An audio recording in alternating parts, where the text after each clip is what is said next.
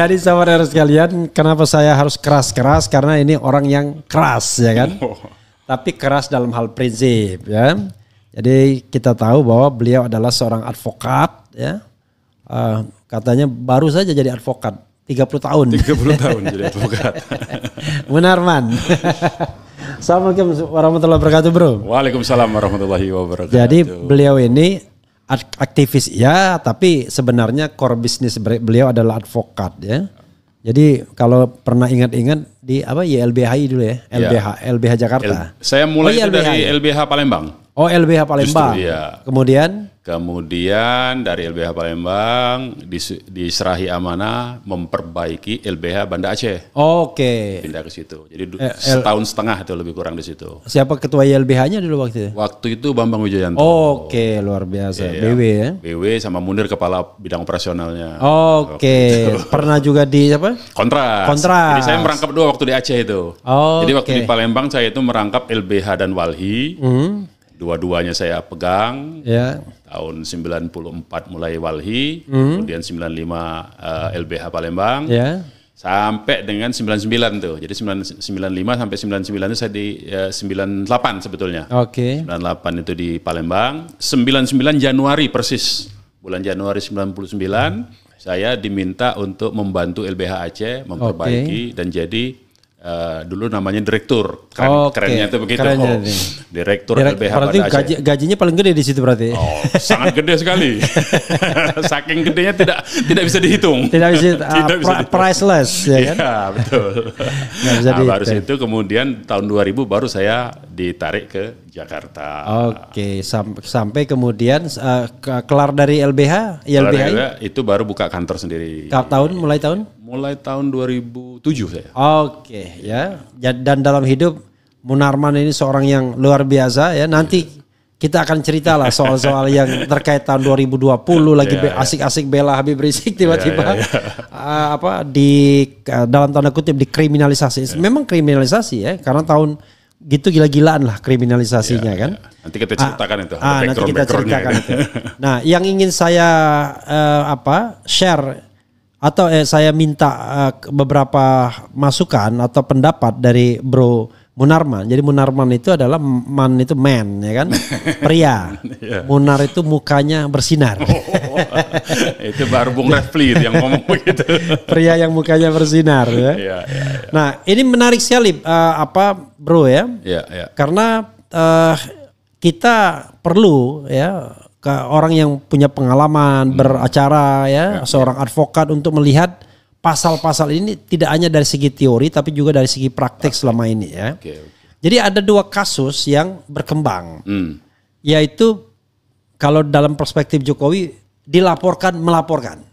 Ya. Jadi Jokowi dilaporkan pada tanggal 9 Desember 2024. Baru diproses dengan laporan penyelidikan sepertinya nanti kita baca tanggal 10 April. 10 April. Kemudian 2025 ini ya. 2025. Kemudian tanggal 6 April kemarin tanggal 28 April. Ya, 2 hari sebelum Jokowi ke Polda Metro, itu diperiksa Damai Hari Lubis.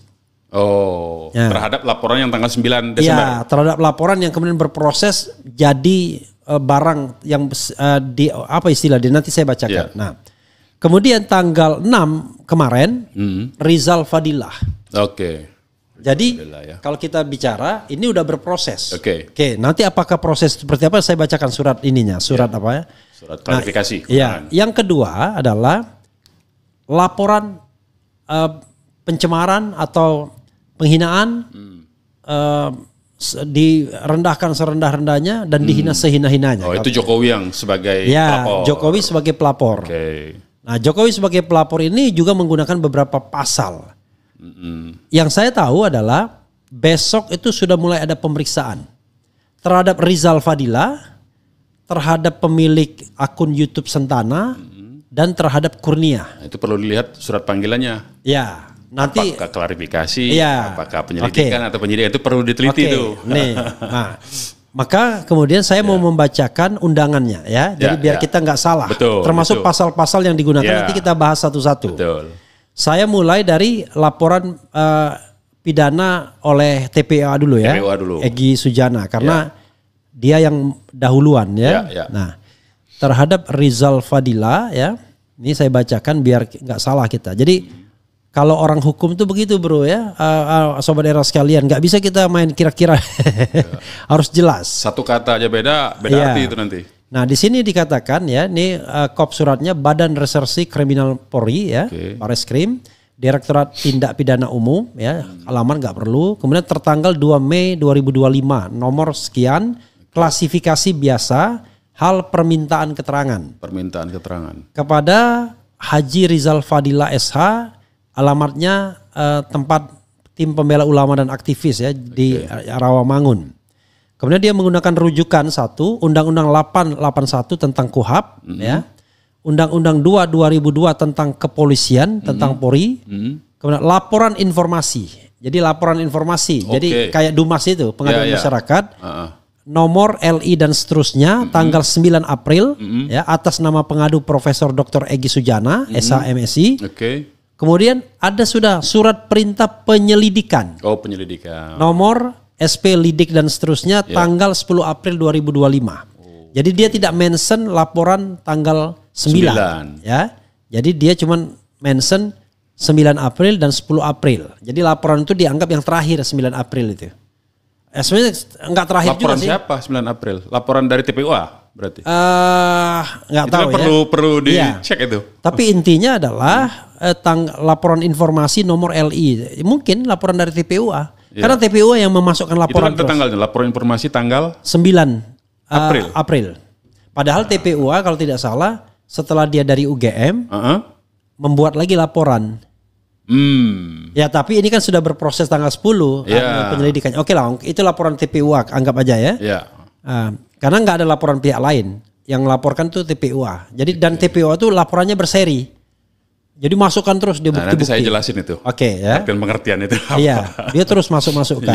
Nah, kemudian sehubungan dengan rujukan di atas, bersama ini diberitahukan kepada saudara bahwa penyelidik unit 2 Subdit 4 di Tipidum Bareskrim saat ini sedang melakukan penyelidikan terhadap dugaan tindak pidana pemalsuan dan atau pemalsuan akta autentik dan atau menyuruh memasukkan keterangan palsu ke dalam akta autentik dan atau yang membantu memberikan ijazah, sertifikat kompetensi, gelar akademik, profesi dan atau vokasi yang tidak memenuhi persyaratan sebagaimana dimaksud dalam pasal 263 KUHP dan atau pasal 264 KUHP dan atau pasal 26 KUHP dan atau pasal 68 Undang-Undang 20 2003 tentang Sisdiknas, Sistem Pendidikan Nasional. Berdasarkan laporan informasi nomor 9 April tadi. Ya, berdasarkan laporan nomor 9 April tadi atas nama pengadu Profesor Dr. Egy Sujana SH MSI terkait ijazah atas nama Joko Widodo Presiden Republik Indonesia ke-7 yang diduga palsu. Jadi dimention ya. Selebihnya guna tindak lanjut. Apa tadi? Kalimat ulang itu ya? Terhadap laporan terakhir itu? Saya ulangi lagi ya. Yaitu pasal 266 KUHP dan pasal 68 Undang-Undang Nomor 20 Tahun 2003 tentang Sisdiknas berdasarkan laporan informasi nomor LI dan seterusnya ya tanggal 9 April 2025 atas nama pengadu. Jadi pengadu. Profesor Dr. Egy Sujana SH MSI terkait ijazah atas nama Joko Widodo dalam kurung Presiden Republik Indonesia yang diduga palsu. Oke, jadi Egy melaporkan ya, bahasa dia ngadu. 3. Guna tindak lanjut dari penanganan pengaduan tersebut dimohon saudara untuk hadir menemui penyelidik selaku saksi ya. Kemarin, kemudian pukulnya seterusnya, kemudian tempatnya di Trunojoyo ya dengan membawa dokumen yang terkait dengan pengaduan dimaksud. Ini mohon maaf ternyata tidak hanya Rizal Fadila 3 yang diperiksa. Semuanya TPUA semua. Kemarin tanggal 6 itu. Ya, jadi beda-beda ininya. Beda bukan ruang yang sama, jam yang berbeda kayaknya. Oh, jam berbeda. Karena pemeriksaannya 2, satu keluar kota jadi cuma satu itu yang bekerja. Jadi yang kedua itu Medi Juniarto. Ini pengacara kan? Ya. Yang satunya lagi siapa itu yang Rustam ya. Oke. Sudah cukup itu karena dia bilang apabila ada apa-apa ini. Nah, biar komprehensif langsung saya bacakan yang Jokowi ya. Jadi biar kita langsung yang panggilan laporan atas laporan Jokowi terhadap Rizal Fadila juga. Itu maksudnya? Bukan. Yang kedua ini. Yang kedua ini adalah laporan Jokowi. Ya, makanya. Rizal Fadila nggak masuk. Rizal Fadila dipanggil sebagai saksi. Tapi dipanggil siapa nih suratnya nih? Suratnya ke Rizal Fadila. Berarti kan sama-sama memanggil Rizal Fadila, maksud saya. Tapi yang satu atas laporan yang atas aduan pihak TPUA, yang sini atas aduan Jokowi. Tapi sama-sama Rizal Fadila yang dipanggil. Rizal Fadila. Oke. Bacain. Jakarta 5 Mei 2025, Polda Metropolitan ya, Polda Metro Jaya. Kemudian Direktorat Reserse Kriminal Umum. Kepada Saudara HM Rizal Fadila di Bandung. Ini alamatnya di Bandung. Bukan di TPUA.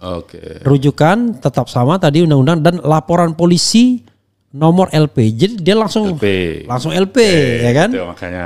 Uang keren langsung kan? Tanggal 30 April 2025. Kemudian surat perintah penyelidikan nomor SP, lidik dan seterusnya tanggal 30 April 2025 juga. 30 April langsung. Keren cadas ya.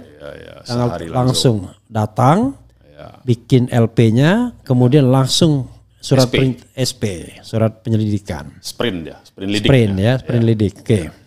Sehubungan dengan rujukan di atas, diberitahukan kepada saudara bahwa penyelidik Subdit Kamnek Ditreskrimum Polda Metro sedang melakukan penyelidikan terhadap dugaan tindak pidana pencemaran nama baik dan atau fitnah dan atau manipulasi, penciptaan, perubahan, pengrusakan informasi elektronik yang dianggap seolah-olah data yang otentik dan atau mengubah, mengurangi, melakukan transmisi, merusak, memindahkan, menyembunyikan suatu informasi elektronik milik orang lain dan atau pencemaran nama baik dalam bentuk informasi elektronik sebagaimana dimaksud pasal 310 KUHP dan atau pasal 311 KUHP dan atau pasal 35 Jungto pasal 51 ayat 1 Undang-Undang nomor 11 tahun 2008 tentang informasi dan transaksi elektronik dan atau pasal 32 ayat 1 Jungto pasal 48 Jungtonya ini sanksi pidananya ya. Undang-Undang nomor 11 tahun 2008 tentang informasi dan transaksi elektronik dan atau pasal 27A Jungto pasal 45 ayat 4 Undang-Undang nomor 1 tahun 2024 tentang perubahan kedua tentang transaksi elektronik ya yang terjadi di Jakarta Selatan. Ya, pada tanggal 26 Maret 2025, spesifik dia. Maret 2025. Ya, yang dilaporkan oleh Insinyur Joko Widodo yang diduga dilakukan oleh terlapor dalam lidik. Untuk proses tindak lanjut dan penanganan perkara tersebut diperlukan keterangan dari saudara selaku saksi. Ya, jadi selaku saksi ya, diminta kepada saudara untuk hadir menemui penyelidik Ibtu Adi Hermawan tanggal 8 Mei 2025 dan seterusnya. Kami mengucapkan terima kasih dan seterusnya ya. Oke. Tentu Bro Munarman sudah sangat paham ya bahasa-bahasa yang begituan. Tapi saya cuma mention sedikit highlight ya dari keterangan panggilan terhadap Rizal Fadila ini yang dimention justru pertama kali pasal 35. Pasal 32 barulah kemudian pencemaran 31, 10, 11-nya. Ya, tapi sebenarnya pencemaran itu kan cuma 9 bulan yang agak lumayan. Itu yang pasal 27A-nya. 27 ya. Tapi kalau kita ikut, jadi kalau 310 ini kan cantolan aja lah, 310, 311. Tapi kalau kita ikut logikanya 35 12 tahun, kemudian 32 8 tahun dan pencemaran itu 4 tahun. Udah tahu nih. Udah paham saya. Arahnya. Sekarang silakan Bro Munarman menyampaikan hal-hal yang perlu disampaikan terkait dengan ini. Kalau kita butuh buka pasalnya, nanti akan saya bukakan. Silakan. Mulai dari mana dulu kita? Saya kira ini metodenya kita harus komparasi aja. Jadi tidak bisa dibahas satu karena ini kan dua-duanya saling terkait. Karena dengan kita melihat keduanya, pertama yang saya mau katakan itu kenapa harus komparasi secara komparatif studi begitu. Karena kita bisa lihat ini tanggal 9 Desember Ini baru tanggal berapa? 30 April. 30 April. Yeah. Tapi yang ini begitu cepat bekerja, sudah langsung sprint lidiknya sudah hari itu juga. Yang ini baru kemudian tanggal berapa 9, bulan kemudian? Iya, tanggal 9, tanggal 10. 10. Ya. Tapi kan laporannya tanggal 9 Desember. Desember kan? Ya. Artinya ada beberapa bulan toh. Saya mengetahui tanggal 9 Desember itu dari Rizal Fadila. Rizal Fadila kan?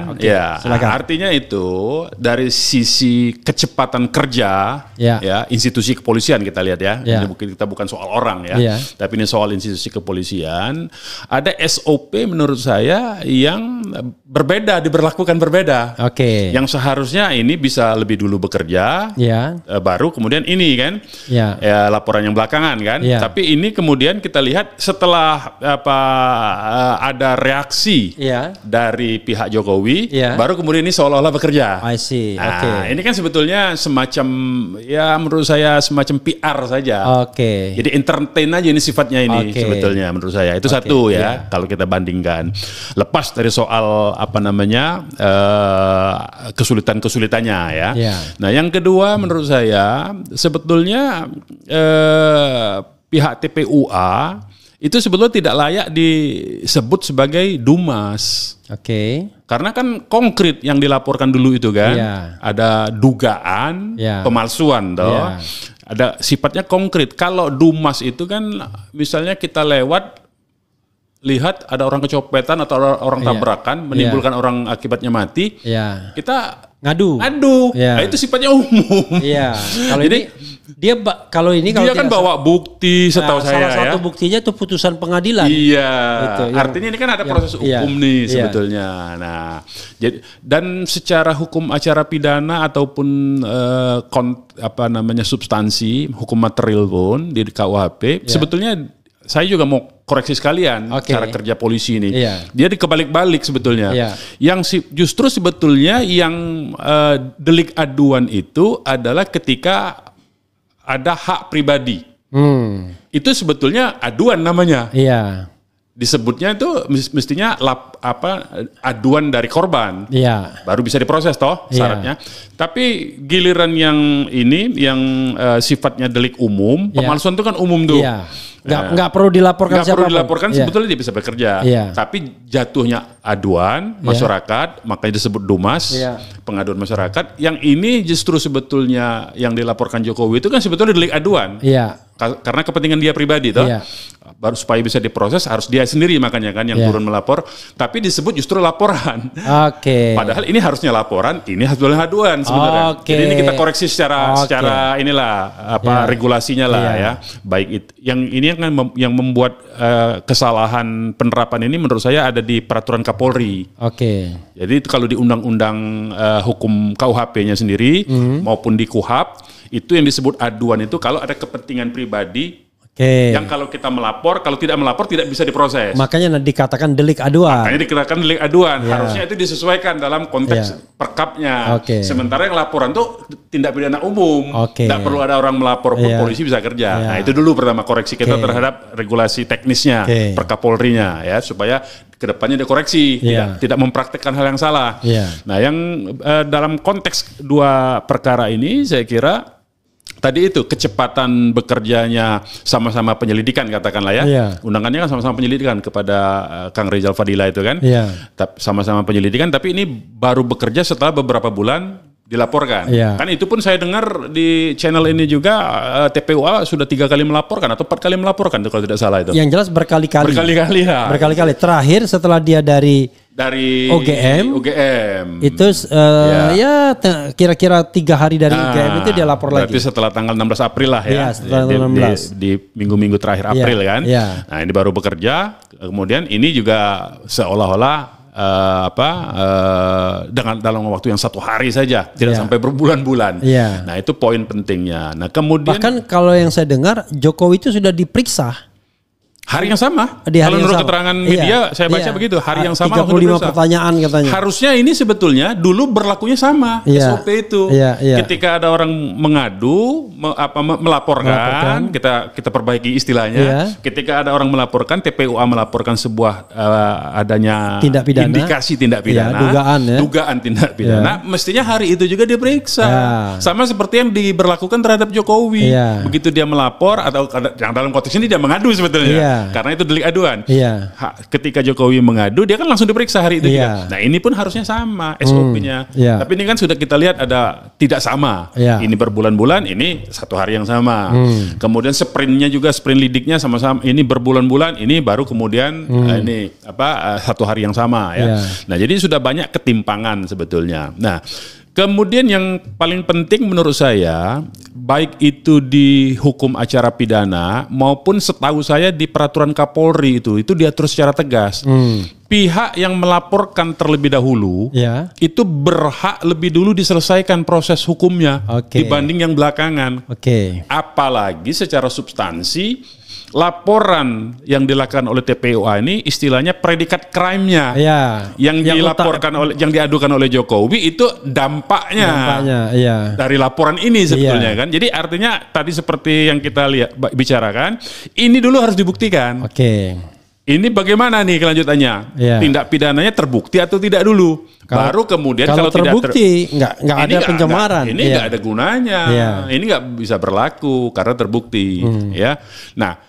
Itu yang penting menurut saya, masyarakat ini perlu memahami konteks proses due process of law-nya itu secara teknikal ya. Jadi jangan sampai ini kita belum masuk bicara substansi undang-undangnya lah ya. Dari segi prosesnya saja nih loh. Dari segi prosesnya aja sudah tidak seimbang menurut saya. Ini perlu yang ini dulu. Tidak ada equality before the law. Before the law-nya nggak ada. Nah ini dulu menurut saya yang sebagai salah equality before the law itu kan pilar negara hukum. Ini dulu yang diseimbangkan dulu menurut saya. Nah, jadi sekedar catatan bahwa kan pelapornya tadi atas nama Egy Sujana. Dan yang dilaporkan Jokowi kemungkinan itu Egy Sujana. Jadi maksudnya udah benar-benar ada kaitan bentrokan, ada kaitan langsung. Betul. Dan itu tidak boleh terjadi sebetulnya dalam sebuah proses hukum pidana itu. Tadi itu makanya saya menyarankan dalam konteks ini sebetulnya perkara yang dilaporkan oleh Jokowi ini kita bicara prosesnya dulu lah. Kita belum bicara substansi pasal-pasal konten pasalnya. Secara proses sebetulnya harusnya Bareskrim itu menarik kasus perkara yang dilaporkan oleh Jokowi ke Bareskrim. Jadi biar satu kesatuan. Satu dulu. Jadi satu lembaga dulu supaya tidak ada menimbulkan benturan dalam prosesnya, ditarik dulu. Kemudian Bareskrim dalam rapat internalnya ini mendahulukan laporan yang lebih dahulu. Lebih dahulu dan pokok. Clear karena sebetulnya gampang saja. Kemarin saya nonton di channel ini juga, misalnya saran dari dan ini keinginan dari para pelapor di TPUA. Dilaporkan saja toh perkara ini. Karena kan laporan jelas tuh. Dugaan sebuah dokumen yang diduga palsu.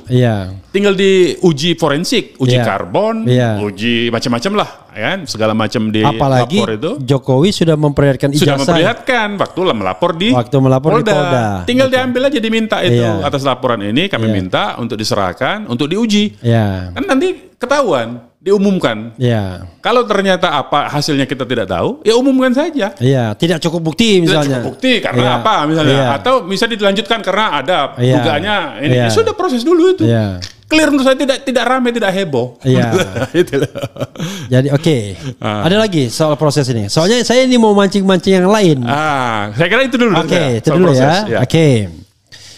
Pancingan satu kan, yang patut diduga. Dengan melaporkan itu, benar nggak cara berpikir begini? Dengan melaporkan itu, sebenarnya Jokowi ingin memindahkan permainan. Nanti di sidang itu bukan pembuktian asli tidaknya ijazah, tapi pembuktian apakah sudah terjadi pencemaran atau penghinaan atau tadi dokumen yang otentik atau tidak. Dan ijazah nggak pernah diperlihatkan, itu yang dibuktikan saja. Itu kan disebutnya kalau kita dalam dunia advokasi, dunia praktek kepengacaraan ya, dunia advokat itu disebutnya strategi hukum. Jadi memang Jokowi itu melaporkan memang bagian dari strategi hukum untuk menghambat ini sebetulnya. Jadi ini kan kalau kita bicaranya strategi hukum seperti yang Bro RH sebut tadi, ini kan satu ada strategi hukum. Nah, saya mau nambahin, kenapa dia orang-orang hukum di belakang Jokowi ini menyarankan strategi itu, menggeser permainan, menggeser tiang gawang istilahnya itu ya. Kenapa? Karena mereka meyakini institusi penegak hukumnya masih dalam pengaruh mereka. In favor kepada mereka. Iya dong. Jadi dia yakin, karena apa? Mereka meyakini ini tidak akan diproses soalnya. Ini menurut saya yang jangan sampai masyarakat kita ini terlena ya. Nah makanya tadi dari awal saya sebutkan kembali lagi kepada soal pidana pokoknya dulu yang penting. Ini nggak boleh. Makanya saya tadi sarankan ditarik jadi satu kesatuan ke Bareskrim semua, jadi Polda tidak terlibat lagi, sehingga Bareskrim memiliki keleluasaan dan secara peraturan Kapolri, pelaporan yang lebih dahulu itu mesti didahulukan penyelesaiannya. Apalagi ini related ya. Itu berkaitan erat, satu kesatuan. Karena yang satu menjadi tidak terbukti, yang lainnya akan menjadi gugur. Kalau yang ini terbukti, yang ini akan berpengaruh yang lain juga. Nah itu dulu. Jadi lebih enak sebetulnya. Jadi lebih memudahkan polisi juga menurut saya sebetulnya. Pancingan berikutnya adalah secara faktual laporan atau pengaduan oleh Jokowi itu tidak hanya berbasis kepentingan personalnya, pribadinya, tetapi juga dia menggunakan yang delik umum, bukan delik aduan, yaitu pasal 35 dan pasal 32. Ya, itu kan delik umum itu. Itu delik umum itu. Nggak ada. Kalau yang 3 pasalnya pasal pribadi itu. Iya. Jadi dan itu ancamannya 12 tahun, 8 tahun. Betul. Di era Bro dulu, itu adalah cara untuk menangkap dan menahan target. Betul. Kena dengan Habib Rizik, kena dengan Sahganda dan lain sebagainya. Yang pokoknya pasal yang ancaman hukumnya di atas 5 tahun digunakan untuk menahan orang. Lepas nanti terbukti atau tidak itu urusan lain. Dalam konteks Habib Rizik nggak terbukti. Tapi sudah ditahan. Dari awal. Nah, itu. Ada yang termasuk saya juga menganalisis ini kayaknya memang sengaja untuk menggunakan pasal itu agar nanti kalau seandainya situasinya kondusif, maka mereka bisa diundang tapi nggak balik lagi. Gitu. Itu bagian strategi hukum yang saya bilang tadi. Itulah strategi hukumnya dari tim Jokowi ini sebetulnya.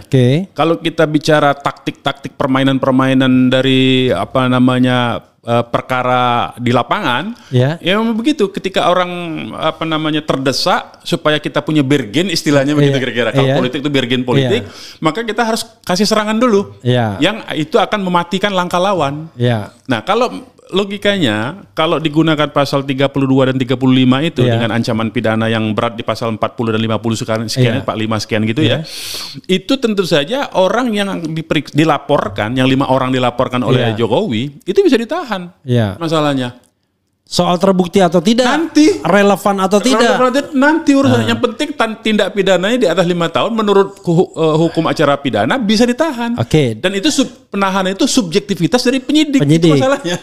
Dan kalau kita lihat tadi ada keyakinan bahwa tadi kan Bro mengatakan keyakinan bahwa dia masih bisa mempengaruhi atau justru itu menurut saya variabel penting yang digunakan untuk mempermudah proses penahanan itu dengan istilahnya pengaruh itu sebetulnya. Kalau nggak ada itu dia nggak berani juga. Saya kadang-kadang mohon maaf nih. Kadang-kadang dalam konteks ini kok kayaknya curiga gitu. Jangan-jangan malah diajarin. Ya bisa jadi karena kan yang pengalaman soal-soal begitu kan. Kalau yang gitu, praktisinya kan. Nah, yang begitu-begitu kan susah juga kita. Betul. Ada soal lain yang terkait dengan siapa saja yang perlu dilaporkan. TPUA hanya melaporkan Jokowi karena dia konsentrasi pada tindak pidana ijazah palsu atau pemalsuan dokumen secara umum. Tapi kita tahu bahwa belakangan kan muncul Rismon, Roy Suryo yang melakukan uji forensik terhadap ijazah yang beredar. Nah, ijazah yang beredar itu diklaim sebagai ijazah asli Jokowi oleh kader PSI. Nih yang aslinya mungkin bisa ditampilkan lagi ya. Nah, itulah yang menjadi basis Roy Suryo dan Rismond untuk melakukan uji forensik. Nah, dalam uji forensik tersebut karena sifatnya ilmiah berdasarkan tools yang mereka katakan, kan pilihannya cuma fake and original. Dan mereka mengatakan itu fake. Sepanjang yang itu. Sepanjang yang diuji oleh mereka itu. Sepanjang yang diuji oleh itu. Yang kedua adalah kalau ini kan melalui media sosial mereka dapatkan, walaupun di X itu atau Twitter itu berwarna. Oh, ini yang aslinya ya. Kelihatan bro ini ya. Nah ini. Nah, paham. Ini tidak bersumber dari Jokowi. Menurut Dian Utama kader PSI. Tapi dari seseorang. Yang diperkirakan seseorang itu memberikan file, walaupun file berwarna kan, dia klaim sebagai biar nyenyak tidurnya atau mau lebaran dan lain sebagainya.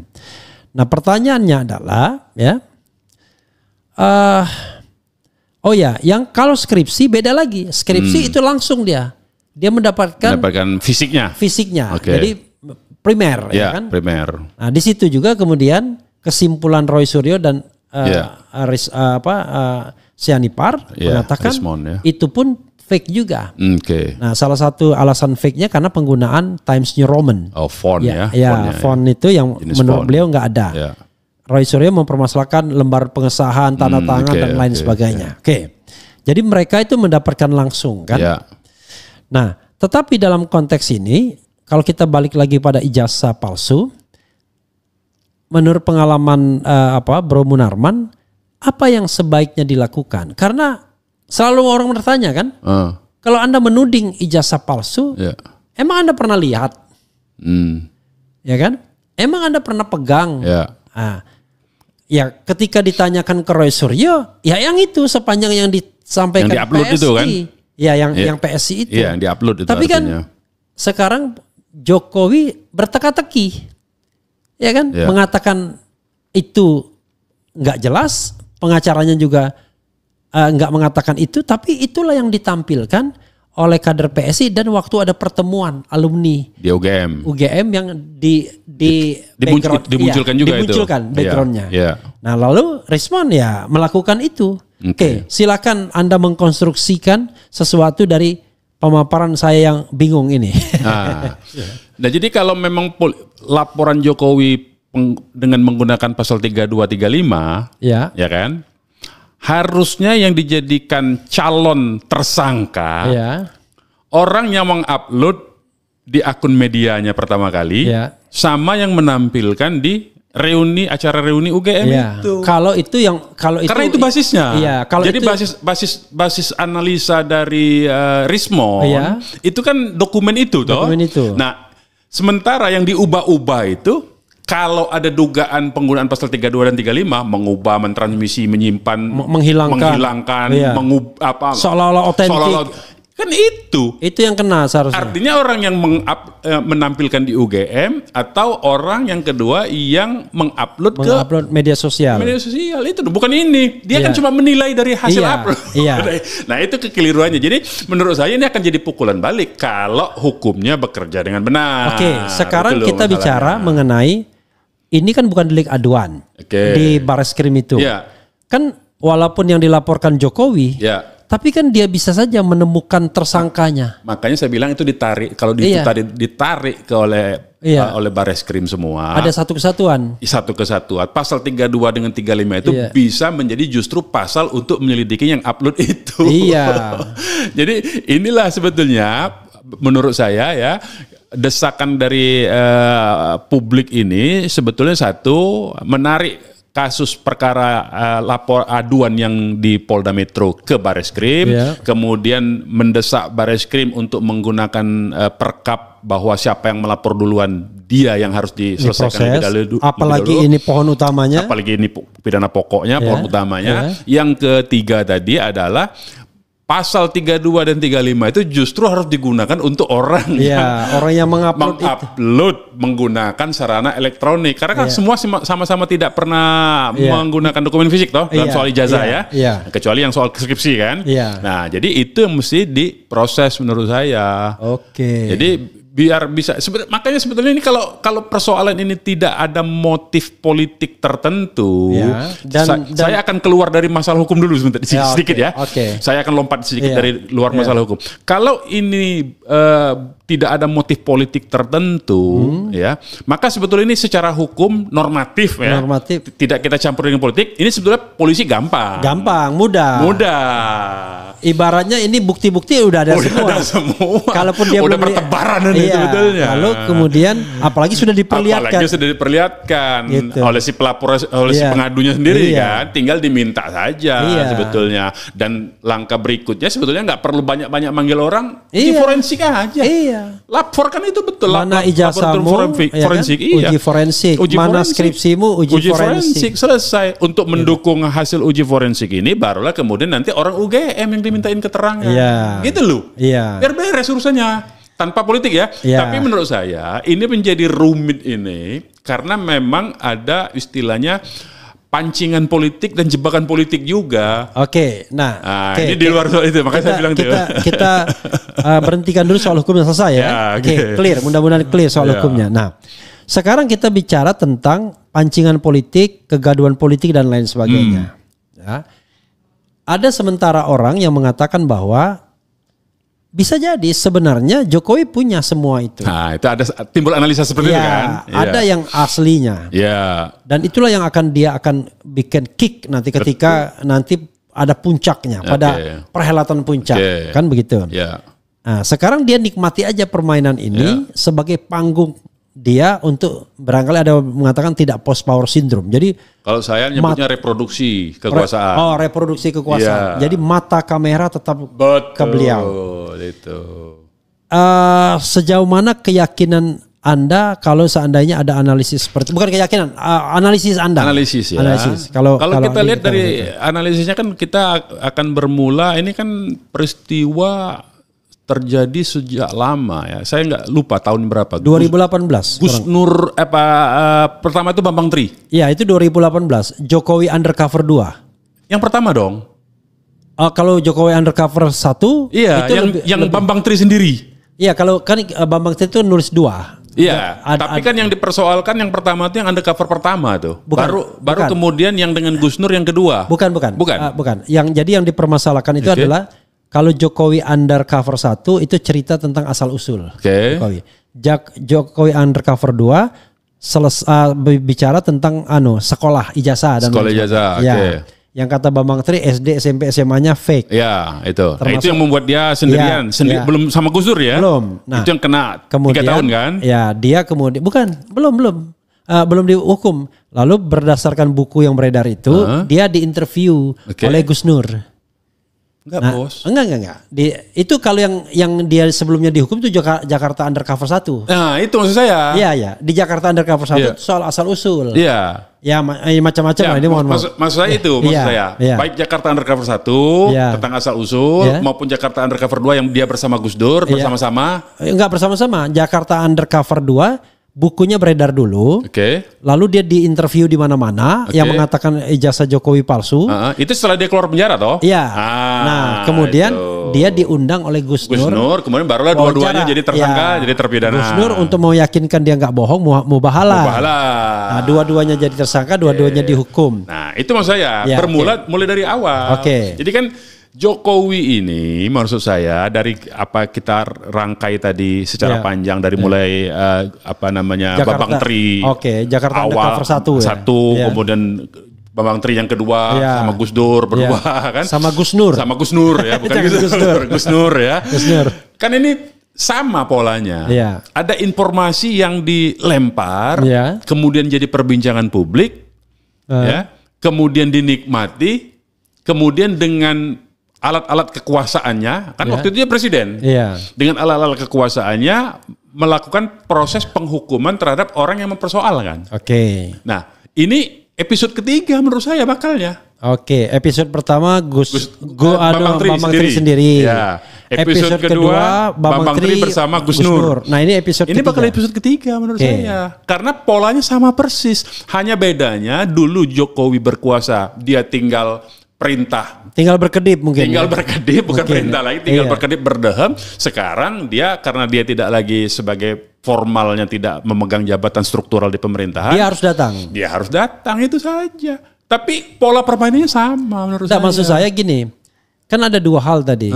Untuk tetap on the top pemberitaannya, atau untuk mengkriminalkan orang akhirnya. Ya kan, mengkriminalkan itu kan bagian dari satu untuk unjuk kekuatan. Sejauh dia kan sebetulnya, makanya saya mau melihatnya itu bukan cuma dalam soal popularitas, Bung Refli, tapi reproduksi kekuasaan. Reproduksi kekuasaan itu ada macam-macam. Salah satunya tuh popularitas tetap berada di pembicaraan media, perhatian publik. Yang kedua itu dia mau ngetes juga sejauh mana loyalis-loyalisnya ini masih bekerja mesin politiknya untuk mendukung dia. Baik itu loyalis yang ada di dalam tubuh kekuasaan maupun loyalis yang di luar kekuasaan. Dia lagi ngetes itu, kan kita bisa lihat nih. Misalnya ada laporan di berbagai tempat, Polres ya kan, tempat itu kan untuk menunjukkan nih saya masih punya pendukung banyak. Walaupun kelihatannya akan susah ditindaklanjuti. Awur-awuran karena pasal 160 tuh. Ini sama orang-orang itu kan. Kalau dulu dipakai. Dulu kalau dia kuasa dipakai. Itu sudah selesai, itu sudah tangkapin semua itu pasti. Nah, ini menurut saya ya yang sangat berbahaya itu adalah loyalisnya yang masih di dalam kekuasaan. Karena dia yang akan bekerja kan dalam proses ini. Nah, itu dan loyalis itu memegang tampu hukum. Hukum. Dan ini kenapa menurut saya kalau ini jadi justru proses kriminalisasi tadi itu kan sidangnya panjang nih, Bos. Nah, dengan sidang panjang itu kan isu ada terus menggelinding terus. Kan ini ada distribusi popularitas juga. Dia kan sedang membangun, mau tidak mau kita sebut anaknya sebagai penguasa.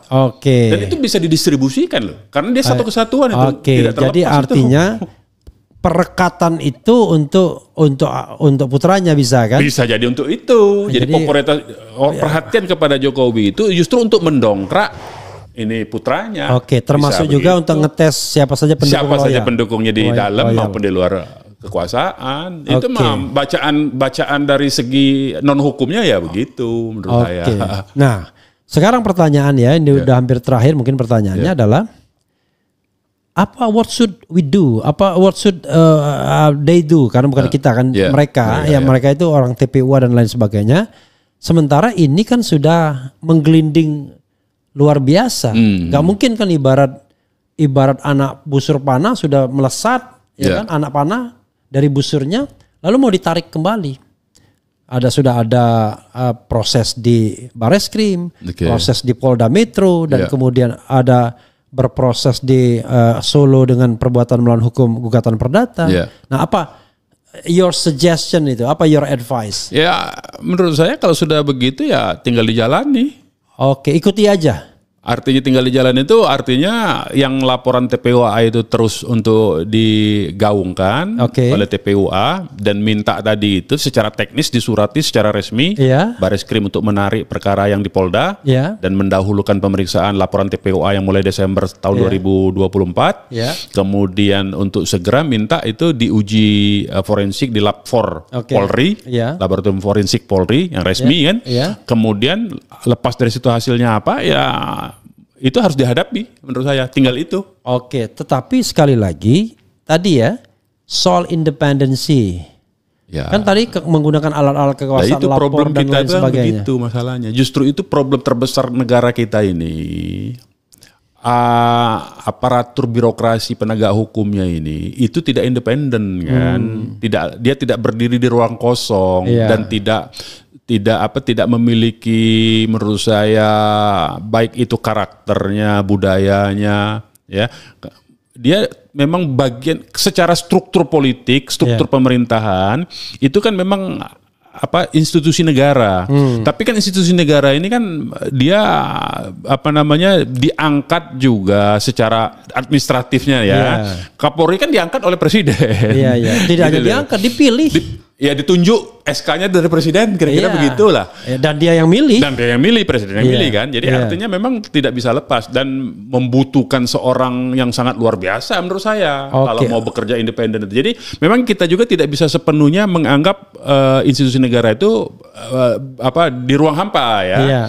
Tapi juga kita harus ingatkan bahwa mereka juga terikat dengan tanggung jawab sumpah sebagai aparatur negaranya, bukan sebagai alat politiknya. Tinggal itu sebetulnya peluang yang bisa kita ingatkan terus-menerus. Jadi kita ini bekerja itu di sisi moralitasnya sebetulnya. Karena saya berpikir ada kemungkinan skenarionya adalah laporan tidak ditindaklanjuti TPUA karena bukti tidak cukup. Bisa sangat mungkin. Tetapi laporan yang dilanjutkan, ditindaklanjuti karena ini tidak membutukan soal ini ijazah soalnya pembuktian palsu atau tidak. Pokoknya ini lo sudah lakukan benar nggak lo mengupload sudah benar nggak menyatakan pernyataan ini, tinggal itu aja. Kalau pasal-pasal makanya ujungnya kan menggeser permainan, menggeser tiang gawang kalau istilah kawan-kawan itu. Oke bro, untuk ini nanti sebelum wrap up dan closing statement kita bacakan komentar Sobat RH ya. Ini komentar banyak tapi kita harus pilih. Paling-paling ada juga yang bilang, wah ini rombongan sakit hati. Atau duo Palembang yang lagi ngawur katanya. Jarang itu. Oh jarang ya. Biasanya rombongan sakit hati ya. Kalau itu ada pantunnya ya kan. Dari Aceh ke kota Sabang. Banyak berjajar toko-toko. Cakep. Kalau Anda mampir ke Palembang, jangan lupa ngirim cuko. Oke, kita ini kan ya. MK ketuanya ada hubungan dengan presiden saja kecolongan. Maksudnya apa nih? Termasuk cyber criminals itu ya. KPL Pocol harus dipecat dulu, baru bisa dilakukan hukum adil. Nggak ngerti maksudnya. Konoha jadi Mahabharata, Ndasmu negara dalam ancaman si Mulyono United. Bisa jadi Jokowi bukan sekadar laporan tapi nitip pesan khusus kepada Parcok untuk memproses sesuai pesannya. Kita bacakan aja ini ya. Kalau yang menghina saya nggak anu. Jangan dibaca. Tapi kalau cuma sekadar kritik nggak ada masalah. Apakah wawancara Jokowi kemarin itu settingan seperti yang dulu? Lihatlah sebelum atau saat berbicara dia sepertinya menahan tawa. Nah itu jadi reproduksi kekuasaannya. Kemudian kompleksitas Pandora dosa kerusakan. Jokowi dapat diprateli satu-satu secara inklusivitas, dekadensi berbangsa dan ini nggak ngerti ini bahasanya kelihatan canggih tapi bingung kita. Terlalu tinggi bahasanya. Pantau penegak hukum yang curang yang dapat cuan dari Mulyono. Kita nggak bisa mengatakan itu, tetapi paling tidak kita independensi ya. Karena itu mutlak untuk ya dilakukan independensi. Kemudian ada yang bilang Mulyono cuma lulus SMP itu versi radikalnya Bambang Tri. Jadi dia bilang orang kelas 1 SMA nggak naik 2 kali katanya. Kita tidak tahu ya persisnya ya. Memalsukan jati diri, ngeri. Di negeri Konoha hukum rimba berlaku. Beli gorengan aja ada antri yang pertama didahulukan. Logikanya bagus. Logikanya beli gorengan. Ya. Gitu. Kemudian saya langsung jumping up terakhir aja dah ya. Kebanyakan kan. Nah, tapi kita bisa menyelami lah ke pertanyaan mereka ya. Suara publik lah ya. Ya. Bang Munarman, nah ini ada menyebut nama. Kok lebih kalem sekarang Bang? Lebih tenang penjelasannya. Jangan-jangan dia merefer soal era di mana Anda pakai gelas itu. Itu sebetulnya tenang itu. Itu sebetulnya tenang kalau ditonton dari awal. Itu kan cuma sekuel potongan aja yang itu. Nah itu yang kena undang-undang kena 32. Iya, 32 sama 35 itu. 35 itu ya, motong-motong gitu. Motong-motong itu. Tapi bro ini serius saya. Tiba-tiba saya terhenyak. Kalau begitu pekerja media sosial ini bisa dipenjarakan semua kalau begitu dengan 3235. Ya iya kalau dia dianggap melakukan potongan-potongan untuk maksud tadi itu. Ya tapi kan kita harus jelas setiap itu kan harus ada yang namanya maksud jahat. Nah kan? Mens rea kan maksudnya. Tapi kan masanya gini kalau orang tiap hari kita motong-motong. Iya kalau sekedar untuk konten dan untuk edukasi publik dipotong-potong itu tidak. Nah ada satu rahasianya sebetulnya menurut saya. ya, yang dilarang saya sudah baca juga pasal 3235 itu. Itu sebetulnya yang lebih ditekankan itu yang barang elektronik milik orang lain. Iya. Itu. Tapi kalau punya sendiri, Bung Refli nih, punya channel sendiri, terdokumentasi sendiri, cuman kemudian memotong-motong sendiri produk Bung Refli, itu nggak ada masalah. Bukan begitu, bro. Gimana? Saya bilang yang motong-motong itu orang lain. Nah kalau orang lain, kan banyak sekali kita punya barang nih. Iya. Dia potong-potong di TikTok misalnya, di WA. Contoh ya, kita mendapatkan potongan mengenai statement Hercules terhadap Gatot Nurmantio. Cuman mungkin cuma 1 menit lah kurang lebih. Serem sekali, direct banget kan. Jeger. Saya tidak takut sama Anda. Wah, siapa sih yang gini-gini, jeger. Tapi begitu kita lihat yang versi panjangnya. Beda, lentur dulu, minta maaf, salah apa, kok sadis sekali. Jadi lentur dia, nggak direct. Saya bilang untung akhirnya kita tidak tayangkan ini karena saya mulai curiga. Coba lihat yang lainnya. Yang begitu-begitu kan kita bisa terjebak. Padahal kita pekerja, walaupun ini jurnalis, citizen jurnalis, tetapi kan tetap saja kita membutuhkan potongan-potongan itu untuk memberikan informasi, analisis dan lain sebagainya. Nah itu problemnya itu di situ memang. Sementara norma pasalnya siapapun yang memotong, siapapun yang mengubah, siapapun yang enkripsi, yang memindahkan, kan begitu judul normanya kan. Nah itu memang problem di situ. Tapi kan dalam konteks medsos ini sekarang ini, apalagi yang media yang punya, artinya kalau menurut saya channel seperti ini nih, apakah diklaim sebagai media edukasi publik sepanjang dia merupakan produk jurnalistik, menurut saya nggak ada masalah. Tapi kalau memotong-motongnya itu memang tujuannya untuk sesuatu dengan mens rea tadi. Iya, untuk provokasi lah. Menurut saya berhak saja orang yang merasa keberatan dipotong. Orang yang merasa keberatan atau pemilik si kontennya atau orang yang dijadikan dijadikan subjek dalam konten videonya dipotong, dipaduan, kemudian berhak saja dia melapor itu dengan pasal itu. Tapi yang jadi masalah adalah kita yang pekerja media sosialnya yang paling, karena kita yang menyiarkan kan. Nah, disitulah ada orang lain yang memotong di TikTok. Wah, kita melihat, bagus nih. Betul. Untuk edukasi kan. Kita masukkan, lalu kita ulas kan. Makanya di ulasannya kalau memang produk jurnalistik itu mesti ada begini, apakah ini begini? Ya, kita harus pakai metode verifikasi sebetulnya. Tapi sebenarnya kan kalau kita bilang citizen journalism itu kan kita nggak punya tools. Beda sama perusahaan media. Dia punya tools untuk recheck and check and recheck, triple check. Kalau kita paling kita disclaimer aja. Disclaimer, gitu. Memang itu ininya kuncinya di situ, disclaimer. Kalau nggak bakal repot nanti. Iya, lama-lama orang nggak ada yang mau lagi. Apalagi hukumannya berat tuh, 12 tahun tuh. Makanya itu yang terjadi sama Gus Nur. Ketika dia dianggap menyebarkan berita bohong dengan Undang-Undang 1 1946, gila, dia dituntut maksimal 10 tahun. Padahal sebenarnya Gus Nur tuh kalau secara materi substansi itu nggak bisa kena tuh.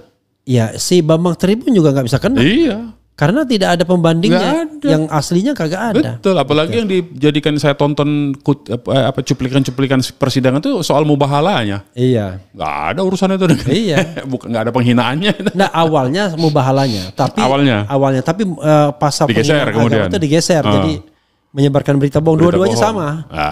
Begitu itu kan pakai 146 ya. Iya. Sorry, 1946 kan. Iya. Nah, tetapi begitu di tingkat banding dan kasasi, berubah pasal itu jadi pasal ujaran kebencian. Jadi yang tadinya dia kena 6 tahun, diskon jadi 4 tahun, tapi pasal yang terbuktinya berubah.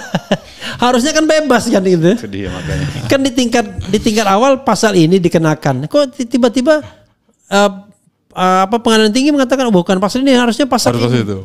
Kok bisa begitu ya? Nah itulah pengadilan kita.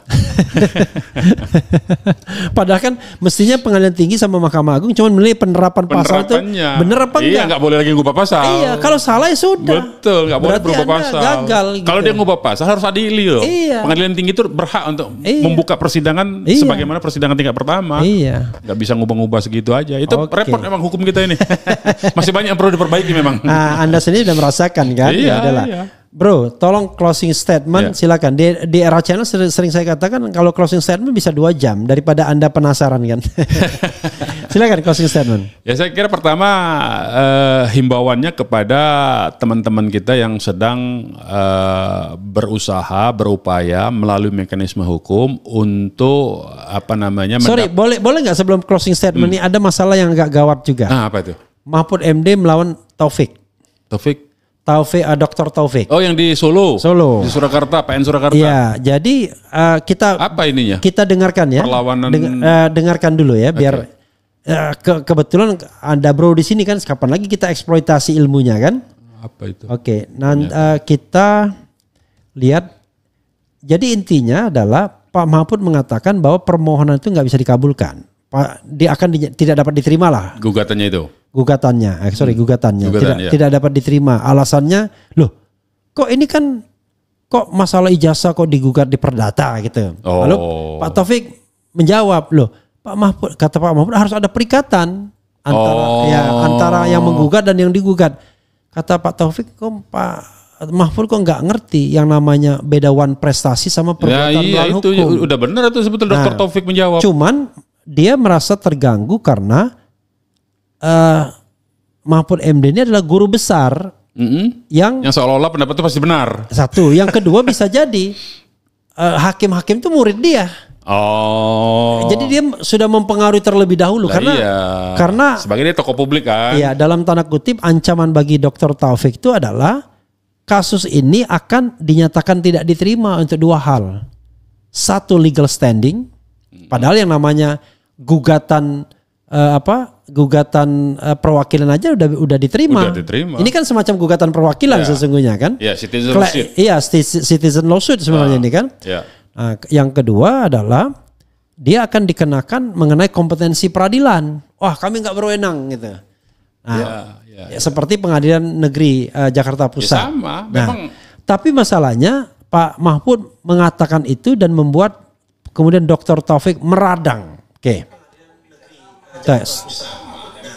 Tapi masalahnya Pak Mahfud mengatakan itu dan membuat Dr. Taufik meradang. Oke. Ya, pakai situ coba. Sidang saya akan menempuh pidana melaporkan Prof Mahfud MD. Dia telah melakukan namanya contempt of court, penghinaan terhadap peradilan. Tidak boleh perkara yang belum diadili, dia seolah-olah sebagai hakim mengatakan bahwa gugatan itu ditolak. Ya, karena gugatan saya itu dinilainya wan prestasi. Menurut saya tegas Mahfud MD lancang. Yang kedua, dia melakukan penghinaan terhadap peradilan dan saya akan menempuh upaya hukum. Nah, upaya hukum karena ini undang-undang ITE ada 2. Teori locus delicti-nya, kalau undang-undang ITE, kebetulan saya kan menulis buku tentang ITE, saya sangat menguasai. Ada teori tentang locus delicti itu berdasarkan uploader dan downloader. Uploader itu berarti di mana Mahfud itu bicara, ya. Downloader itu berarti di mana saya mendengar. Nah, untuk ringan saya bisa laporkan Mahfud itu di Surakarta atau Mahfud MD itu di Jakarta. Jadi tidak boleh seorang guru besar menilai dan memberi penilaian terhadap pengadilan yang belum diperiksa dengan mengatakan itu ditolak. Jelas dia akan mempengaruhi. Kenapa? Karena hakim-hakim itu muridnya. Mahfud tidak sadar itu. Jadi ini membuktikan tadi yang dibilang oleh rekan Andika, saya ini memang ahli pidana dan saya akan sikat Pak Mahfud MD telah melakukan yang saya sebut sebagai contempt of court, penghinaan terhadap peradilan. Pak Mahfud dan siapapun harus diberi pelajaran. Sidang ini masih taraf mediasi, masih kaukus. Kok tiba-tiba dia bisa menilai bahwa gugatan saya ditolak? Nanti semua orang tidak berani gugat. Begitu teman-teman, jadi ini informasi atau katakanlah ini breaking newsnya. Saya akan mempidanakan Mahfud MD. Dia pertama bukan ahli perdata, juga bukan ahli pidana, dia tata negara, tetapi sudah mengomentari dan menjustifikasi gugatan saya ditolak. Itu sebuah kejahatan yang tidak bisa dimaafkan sebagai seorang akademisi. Ya, terima kasih. Ya, saudara sekalian, itu tadi yang dinyatakan oleh Dr. Taufik ya. Mau menggugat atau mau mengadu, nggak ngerti kita konteksnya ya. Mau melaporkan karena Pak Mahfud dianggap sudah melakukan contempt of court. Tapi sependek pengetahuan saya, contempt of court itu nggak jelas aturannya ya. Belum ada. Belum ada bahkan. Nah, oke, silakan Bro Munarman ini tambahan lah, partai tambahan lah ini. Ini sedekah ya ilmu. Kalau saya sih begini sebetulnya. Pertama memang terlalu prematur ya penilaian dari Mahfud MD terhadap proses gugatan yang masih dalam tahap mediasi. Oke. Bahwa itu analisis dia ya dengan berbagai macam mungkin perangkat keilmuannya ya tidak layak juga. Karena ini kan sebetulnya yang harus dipahami ini. Jadi ini Mahfud ini juga sebetulnya saya agak berbeda dengan Dr. Taufik ya. Tapi menurut saya mau kritik itu Mahfud ini juga harus bisa menempatkan ya bahwa kan ini masyarakat ini kan sebetulnya ada right to know, hak untuk mengetahui kan. Nah, yang ingin diketahui oleh publik ini adalah kisah legalitas dari seorang pejabat publik, paling tidak mantan pejabat publik. Sekarang masih.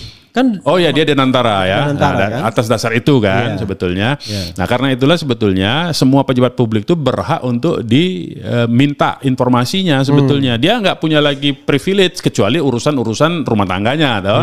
Nah, itu pun rumah tangga misalnya kalau menyerempet soal-soal publik, soal negara tetap bisa dikorek kan sebetulnya sebagaimana Bill Clinton kan. Kejadian di Gedung Putih dengan Monica. Sorry, maaf. Maaf. Ya, dengan Monica Lewinsky kan kita tahu itu kan sebenarnya kalau dalam kacamata ini kan urusan pribadi, tapi kan karena dia melakukan di ruang publik punya negara jadi persoalan negara dan dia pejabat publik. Pada saat itu kan. Nah, itulah sebetulnya yang sedang digali oleh masyarakat. Jadi menurut saya selain pendapatnya itu keliru, tidak dapat diterima karena alasan tidak punya legal standing dengan tidak punya perikatan. Itu kan memang betul Dr. Taufik bilang. Itu one prestasi. Tapi yang saya berbeda pendapat soal jalur untuk mengcounternya. Nah, pidana itu terlalu berlebihan juga menurut saya. Orang namanya pendapat Nah, menurut saya dilawan aja dengan kontra argumen. Nah, begitu. Jadi kita ini sebetulnya hidupnya dalam ada ruang demokrasi. Ruang demokrasi lah, ruang perdebatan, dialektika publik lah, public discourse lah menurut saya. Di kontra-argumen saja bahwa pendapatnya Mahfud itu tidak betul. Sekalipun tidak ada perikatan dalam konteks itu PMH itu adalah perikatan yang terjadi karena undang-undang. Itu loh masalahnya. Bukan cuma perikatan antar individu. Dan kalau kita bicara dia melamar sebagai calon gubernur, bupati, wali kota, gubernur, presiden, itu perikatannya jelas itu. Jelas perikatannya dengan publik. Kita ini sebagai pemilih. Itu dia diikat sama kita sebetulnya. Nah, jadi perikatan yang lahir karena undang-undang, karena adanya sebuah undang, itu perikatan dan itu bisa kategori dijadikan gugatan perdata. Tapi yang paling menarik itu kata-kata Rizal Fadila. Apa kerugian Anda? Kan ditanya kerugian tuh. Laporkan. Salah satunya dibilang begini. Saya ini pendukung Prabowo, Pak. Tahun 2019 saya pendukung Prabowo. Kan kalau ijazahnya itu palsu kan dia kan tidak memenuhi syarat. Berarti kan saya rugi karena harusnya menang kan. Betul logika. Gitu. Memang pengadilan, makanya saya mau tambahin dikit ini. Pengadilan ini memang problem kita, Bung RH. Dalam beberapa kali gugatan itu selalu yang gugatan yang kira-kira substansi, gugatan perdata bukan pidana gugatan perdata yang substansinya kuat. Itu pengadilan memainkan dia tidak prosesnya tidak disampaikan kepada substansi perkara, tidak sampai ke pembuktian, tapi dicegat dengan pintu putusan sela. Sehingga tidak sempat masuk ke pembuktian. Kompetensi relatif absolut, legal standing, bahkan menyatakan diri. Yang lucu nih, kan kita gugat nih Jokowi di Pengadilan Negeri Jakarta Pusat soal kebohongan-kebohongan itu. Ada 7 kebohongan. Termasuk Habib Rizik, ada Pak Sunarko, macam-macam. Yang menggugat. Itu sudah diputus. Tidak berwenang. Lucunya itu tidak berwenang itu kan ada 2 sebetulnya. Ada kompetensi relatif, ada absolut. Kalau relatif pengadilan lain yang berwenang, bukan pengadilan saya. Kalau absolut ini bukan kewenangan perdata, tapi pidana, kan itu. Atau ini militer, atau ini petun, atau ini niaga, bukan perdata kami. Tapi lucunya apa? Tidak berwenang menyatakan ini adalah kompetensi dari MPR. Saya kaget. Jadi MPR dianggap sebagai lembaga yurisdiksi pengadilan. Kita sedang tidak ngomong itu. Kalau kita MPR kita udah tahu fungsi MPR apa.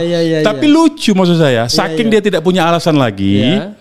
akhirnya dilempar bahwa itu kewenangan MPR, bukan kompetensi kami katanya. Yeah. Kita tidak bicara soal kewenangan MPR. Iya. Nah, itu anehnya tuh pengadilan kita itu. Jadi kira-kira begitulah kondisi kita itu. Jadi banyak yang diperbaiki itu. Luar biasa. Tadi silakan closing statement. Ya, saya kira pertama tadi itu memang pertama himbauan saya tadi itu supaya segera Bareskrim dalam konteks perkara dugaan ijazah palsu dan dokumen palsu ini itu segera menarik kasusnya yang dari Polda ditarik ke Bareskrim, kemudian Bareskrim memproses terlebih dahulu laporan siapa yang pertama diproses, kemudian langkah yang paling teknis menurut saya yang sangat saintifik tuh yang punya otoritas tuh Lapfornya Polri sendiri. Itu kan perkara mudah. Dengan profesionalisme dan independensi. Profesionalisme dan independensi tentu saja. Nah kemudian itu didukung nanti keterangan saksi-saksi yang siapa lembaga yang berhak untuk menyatakan itu kan bukti-buktinya semua itu kan ada di UGM sebetulnya. Itu perkara gampang sebetulnya kalau hukumnya bekerja tanpa intervensi politik yang aneh-aneh ya gitu. Kalau politik yang normal, misalnya ada presiden nelpon ada penjahat koruptor kelas berat, tangkap itu boleh. Tapi kalau untuk membelok-belokkan itu yang nggak boleh kan sebetulnya. Nah ini penggunaan kekuasaannya juga harus dalam kerangka yang benar menurut saya. Yang kedua memang memperbaiki kondisi hukum kita, sistem hukum kita ini memang masih pekerjaan yang panjang menurut saya. Jadi ya di teman-teman kitanya ya bersabar-sabar dikit saja menurut saya. Jangan juga terlalu cepat membawa semua persoalan ke hukum menurut saya. Karena hukum itu dia sangat terbatas. Ruang lingkupnya itu. Roomnya sempit kadang-kadang. Sempit sekali sebetulnya. Jadi kawan-kawan juga akan sangat kesulitan ketika itu menjadi persoalan hukum. Jadi harus ada yang namanya public pressure juga. Jadi ada hal-hal yang sebetulnya di luar hukum tapi tetap dalam koridor konstitusional. Nah itu yang paling penting menurut saya. Menyatakan hak menyatakan pendapat, kebebasan berserikat, berkumpul segala macam itu. Ya ini juga dalam rangka itu podcast kita ini kan. Untuk mengetahui, hak publik untuk mengetahui. Jadi itu yang kita bisa lakukan juga sebetulnya. Jangan terlalu maksud saya ini dijadikan persoalan target yang di luar ini kita, di luar kendali kita. Membuat target itu jangan di luar kendali kita. Gitu aja sebetulnya. I see ya, mudah-mudahan penegak hukum mendengar. Satu saja, the right to know. Kita pengen tahu ini barang itu penting fake atau original. Right to know itu adalah hak asasi manusia dan ada dalam konstitusi loh. Ya, dan kita cuman itu doang. Perkara kemudian setelah itu ya kita nggak tahu. Selesai sebetulnya kan. Kalau tidak dibawa ke soal hukum kan, itu aja sebetulnya. Oke, saudara sekalian, dengan Munarman ya, manusia yang mukanya bersinar. Wassalamualaikum warahmatullahi wabarakatuh.